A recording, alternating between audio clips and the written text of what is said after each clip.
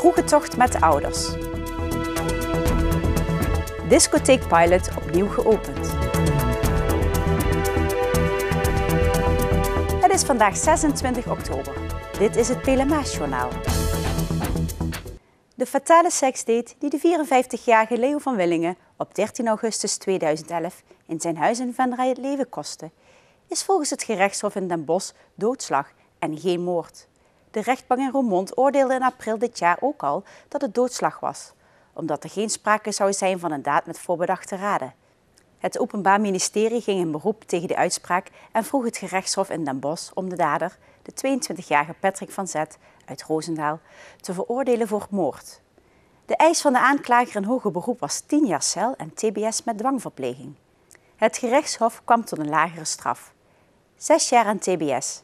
Van Zet werd door de rechtbank in Roermond nog veroordeeld tot 8 jaar cel en tbs voor doodslag. Als u ouder bent van een zoon of dochter tussen 12 en 18 jaar die uitgaat of van plan is dit te gaan doen, dan vraagt u zich vast wel eens af hoe dat er dan in de praktijk uitziet. Is het veilig? Waar gaat uw kind naartoe? Drinken ze niet te veel?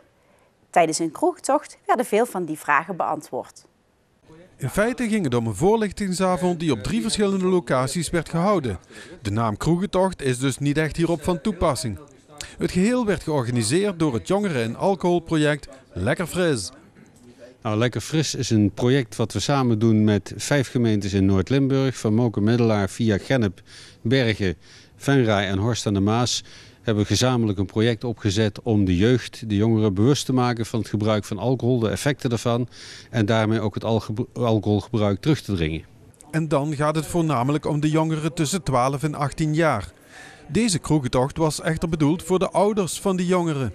Nou, met deze avond laten we als projectgroep Lekker Fris, maar ook als deelnemende partners, Synthese, zeg maar de instellingen, de politie, de horeca, de soos, laten we samen zien hoe het is om uit te gaan in deze gelegenheden. Wat daar gedaan wordt aan het tegengaan van alcoholmisbruik. En wat dus een manier is om veilig met alcohol om te gaan. Door de ouders bij het project Lekker Fris te betrekken, hopen de samenwerkende gemeenten het inzicht over alcoholgebruik te verruimen. Nou, het is goed om ouders persoonlijk te betrekken, omdat met name ook is duidelijk te maken dat jongeren die in de groei zijn, dat die hersenen zich nog steeds ontwikkelen tot ver na de 25.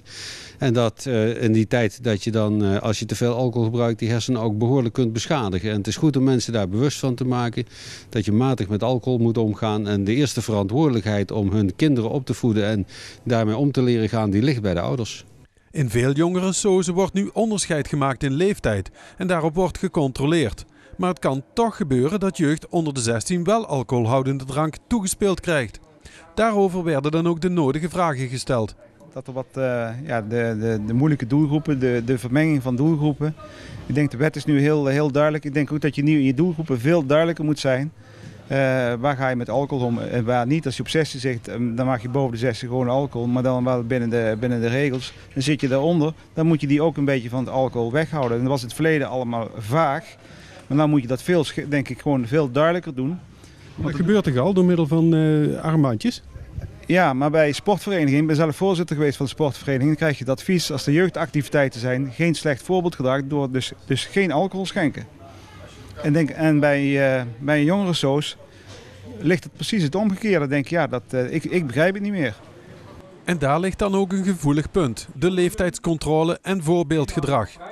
Gelukkig werd daarover in de volgende locatie, plein 14, door de politie nog een en ander verduidelijkt. In het centrum is er eigenlijk verder helemaal niks voor de jeugd van 16. En daarom zijn wij daarmee, hebben wij gewoon eigenlijk altijd zijn wij 16 plus geweest. In eerste instantie hadden wij geen leeftijdsgrens. Was het niet zozeer 18, 16 en werkten wij met bandjes. Maar uiteindelijk zijn wij toch wel weer overgegaan op 16-jarigen. Ook omdat met de 15-jarigen en de 16-jarigen samen, dat misvormt een beetje. En de controle is dan heel erg moeilijk te houden.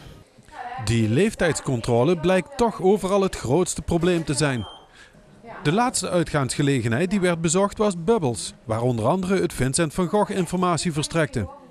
De ouders waren over het algemeen kritisch, maar positief over de avond. Daarnaast zie je locaties van binnen, ja, met ook een stukje toelichting daarbij die je anders niet gekend zou hebben. Dus dat zijn maar 2 opmerkingen eigenlijk, maar zo zou ik er nog wel een paar kunnen noemen. En nu maar hopen dat jongeren, ouders, instanties en uitgaansgelegenheden samen overlast en schade door alcoholgebruik binnen de perken kunnen houden. Want uitgaan is niet meer leuk na overmatig alcoholgebruik. Het platform Lage Inkomens Venray bestaat op 30 oktober 15 jaar. Daarom vierden zij vandaag feest. Vanmiddag was er de mogelijkheid om vrijwilligers met het jubileum te feliciteren. Daarna stond de receptie ook in het teken van Tine Grebenjak, de oprichter van het PLIF. Zij neemt na 15 jaar afscheid van het platform. Het PLIF is ooit opgericht om mensen met een lage inkomens te helpen met allerlei zaken. De vrijwilligers helpen mensen met het invullen van alle mogelijke formulieren, zoals gemeentelijke belastingen en formulieren voor huur- en zorgtoeslag. Om oprichter Grebenjak te bedanken, kreeg zij een koninklijke onderscheiding uitgereikt door burgemeester Hans Gielissen. Discotheek De Pilot in IJsselstein heropent morgenavond de deuren. De discotheek die midden jaren 80 voor het eerst openging, werd nieuw leven ingeblazen. 2 jonge ondernemers, Stan Bos en Pim Rongen uit IJsselstein, kwamen met het idee om de discotheek opnieuw te starten. De 22-jarige neven kwamen van jongs af aan al in het lege gebouw van hun oom en vonden het zonde dat er niets meer met het pand gebeurde. Daarnaast misten ze een discotheek voor hun doelgroep in de regio. Deze 2 gegevens koppelden de jongeren aan elkaar en zo werd het idee concreter. Ja, we zijn elkaar tegengekomen dan op de horecabeurs, waar het idee samen is gekomen met z'n tweeën. En toen zijn we in gesprek gegaan met Mart en Mart. En die hebben dat als positief ervaren. En daardoor zijn we in gesprek gegaan hoe we dat allemaal gingen ontwikkelen. En dat concept hebben we zo uitgewerkt zoals het er nu staat. Ik denk dat wij een knusse, gezellige discotheek hebben. Waar iedereen zich prettig kan voelen. Door 2 verschillende zalen te hebben, boven en beneden, het puddelbar en hangar. Boven is wat meer apres-ski muziek, beneden is wat trendier dance en top 40. Dus ik denk dat wij gewoon voor iedereen, in ieder geval tussen de 17 en de, zeg het maar, zitten wij redelijk op een goede basis, zeg maar. Stan en Pim kennen de horeca beide goed, doordat hun families ook een horecabedrijf hebben. Toch is het niet altijd even gemakkelijk om als 22-jarige een discotheek te starten. Je wordt niet overal natuurlijk als vol gezien, zeker bij leveranciers en dergelijke.